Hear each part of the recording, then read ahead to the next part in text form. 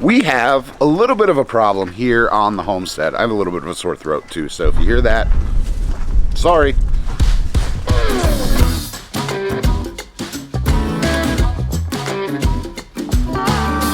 See, we've got the Dapper Pig soap project going full swing. You guys have been incredible, by the way. The response to it has been well beyond what we ever imagined. And that's the problem.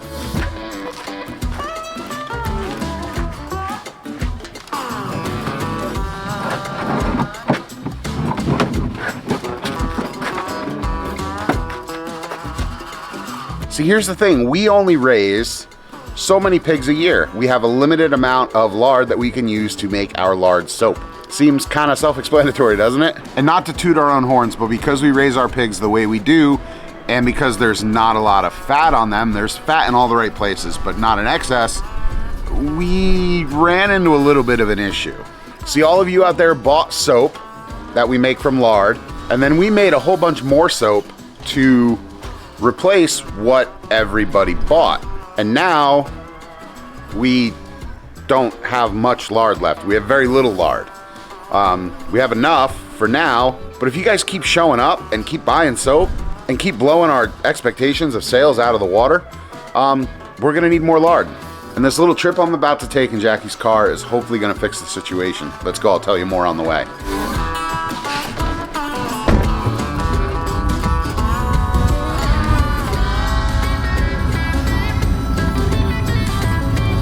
So here's the root of the whole situation with making lard and why the whole soap thing could kind of come crashing to an end for us. It's very important to Jackie and I, whether we're eating meat or using an animal product, that the animal product is sourced ethically. You know, we want that animal to be raised humanely, treated humanely.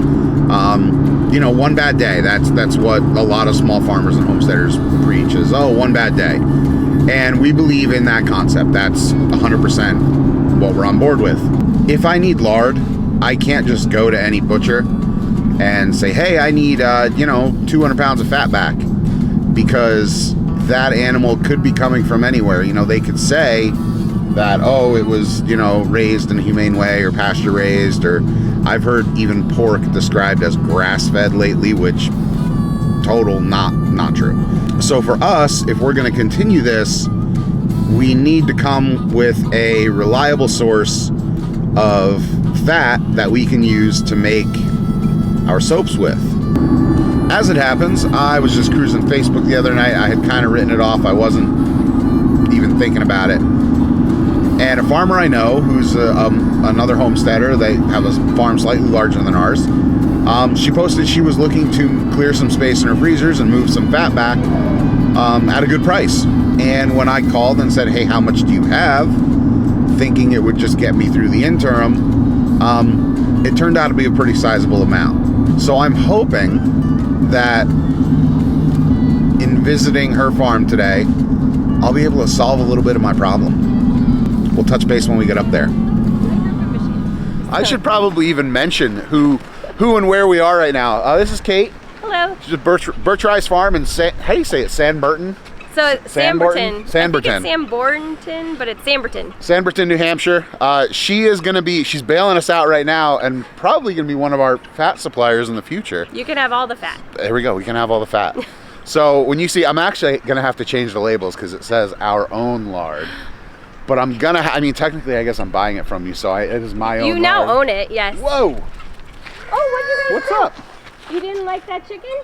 Was the chicken scary? It's okay. So we're gonna be getting lard from her. They raise their animals, right? You do 200 pigs a year, you said? We did 200 last year. Wow. Yep. So a little bit bigger than us. Definitely farm. Yes. Homestead. Farm. Yeah.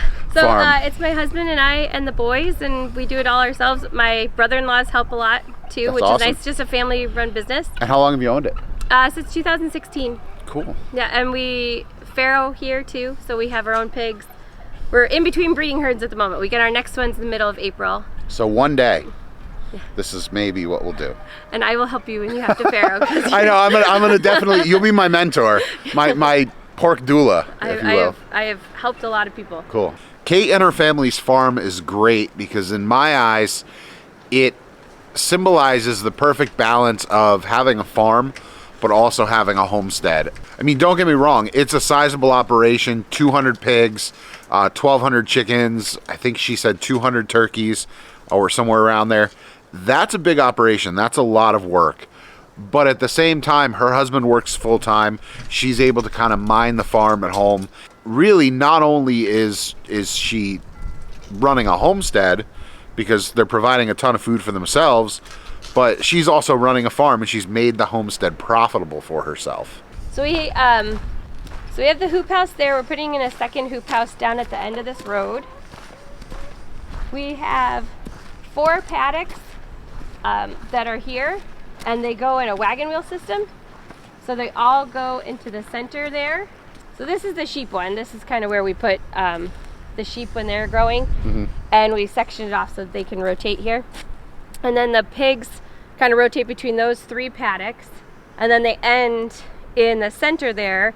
We'll do just kind of a grain finish so that they get used to the trailer. Yep. And then that way when we trailer them and take them to butcher, it's relaxing for them. Yep. They sleep in the trailer, they eat in the trailer, everything. So we go in at 2 or 3 in the morning, we close them up. It's not stressful for them. Yep.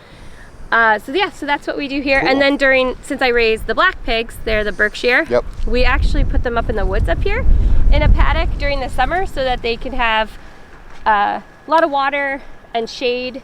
And there's a lot of grubs up there, and they really like it. Awesome.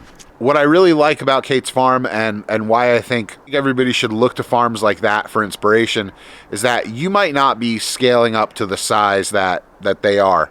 But if you did the same thing they're doing on a smaller scale, you've got pretty much a standard homestead. You've got sheep, you've got pigs, you've got chickens, you've got ducks, you've got a greenhouse for vegetables. You're producing everything you need for yourselves, but on a homestead scale.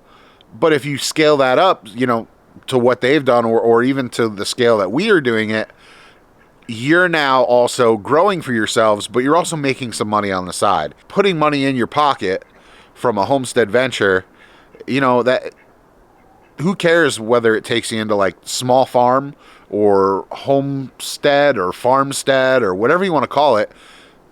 If it's profitable for you and it's making money and making it so you can live the life you want, by all means, go for it. Hi guys! So these guys, hi guys! So they'll stay in here for about a week, and I'll deworm them, give them vitamin B12 shots, and just monitor their overall health before I put them on pasture, because I don't want them, if they have anything, to give it to my 2 pet sheep who you met, or any of our other breeding stock. So we are just, we take biosecurity very strictly. Yeah, because with ruminants too, those parasites tend to live a long time in the pasture too. Come here. Come say hi. Hi guys. Hi. What? Hello. Hi. Nope. So they only the farmer that we purchased them from gave them. Don't chew on me. Gave them grain as well. Mm-hmm. We won't be using a lot of grain with them, but it's very easy to train them on grain to move wherever I want, because I don't have a herding dog or anything. Please don't nibble on me. So I kind of just keep up with that and keep a little grain on hand just to train them.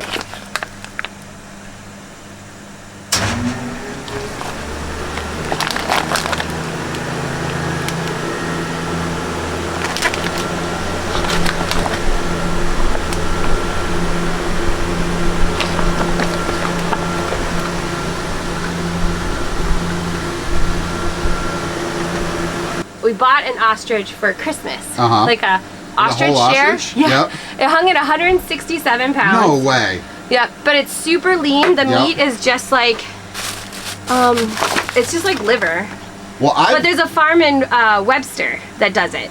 I've joked, because all sorts of homesteaders are into like the emu thing lately. Everyone wants emus like on their homestead. Yeah. And I've always joked, like, they're stupid to have on the homestead unless you're going to eat the things. Yes. But then I've thought, like, I wouldn't be against buying an emu to eat it.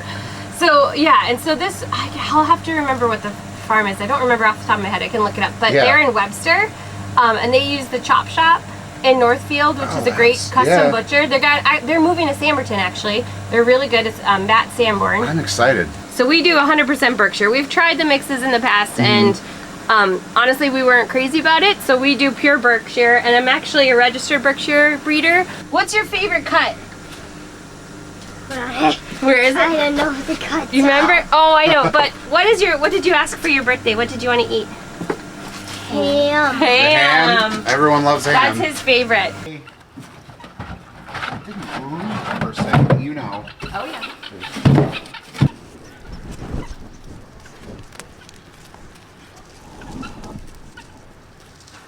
You want to climb in there? It's not your time, your pet. Yeah, you can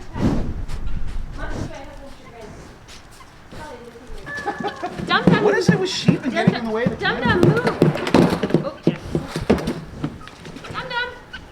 You're gonna move. He's trying to get the film. He's trying to get the film. That's okay. They're very funny. So I took this out 2 days ago thinking it would unthaw for you, but I don't think it did. That's fine. It's just going to go right in the chest filter anyway. Yeah. Casting is big. So many people ask me questions. Reach out to, so one of my good friends, probably one of my best friends in California, his name is Brian Wells. Yeah? He does the Homestead Journey podcast down in southern New Hampshire. Oh, nice.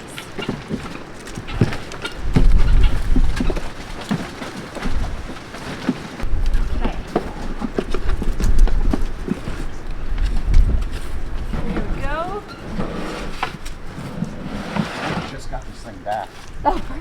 I'm really glad I got to meet Kate and see her farm and see that there are other small farms in New Hampshire that are doing things right. And beyond that, I'm really psyched to have a reliable source of ethically raised lard that I can use to make soap and other self-care products for all you guys at home that meet the standards that we're looking to do here on our farm, even though we're not at the size where maybe we could meet the entire demand all by ourselves. I'm gonna get out of their hair. Henry's had a big day at school, and Kate's got other farm stuff to do, I'm sure. So thanks for having me out for the farm. Of course. I'll definitely be up, and we'll have to come up when the pigs are around and we can see everything. Yes, please do. And we have a lot of events throughout the summer, so you can come and hang out. How can people find you?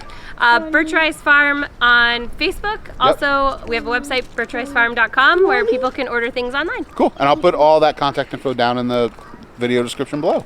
Thank Thanks you. for having me. Thanks for watching, everybody, and have a great day. Bye.